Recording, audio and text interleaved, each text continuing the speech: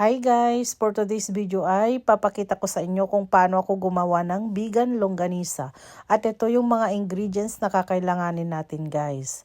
Ito syempre, ayan na guys yung mga kakailanganin nating lahat. Ito ang una, syempre pinaka-ingredients natin is yung ground pork, suka 2 tablespoon, tapos soy sauce, same din guys 2 tablespoon.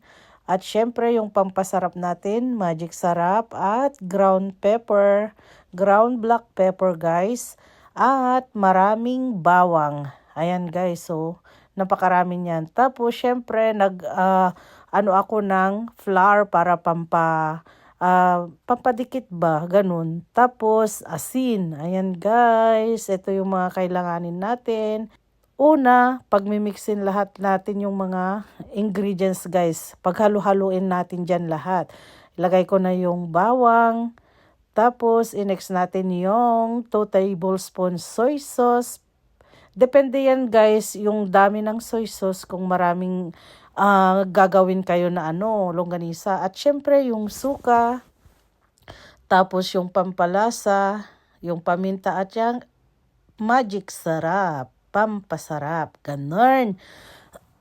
Tapos yung asin guys. 1 tablespoon lang ng asin kasi may may soy sauce na.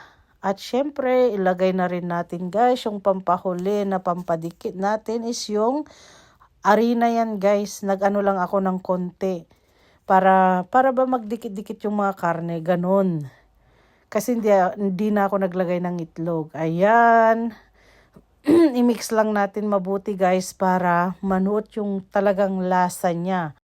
At syempre, naghugas rin ako ng kamay guys para mas madali kong ma-mix talaga. Yung mamimix mo ba talaga ng maayos, ganun.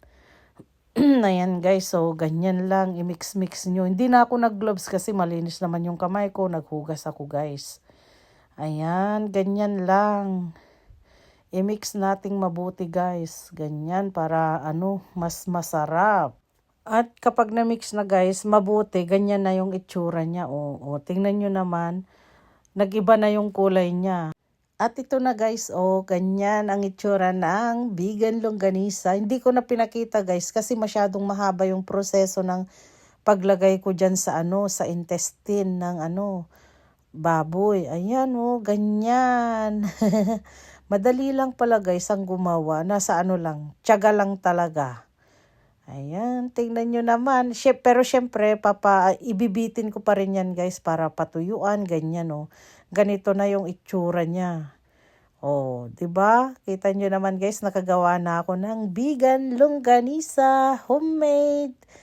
Hindi na ako bibili guys kasi mahal din dito ang tinda nila. Kaya mas maigi at mas malinis pa, ikaw na lang gumawa. Bye!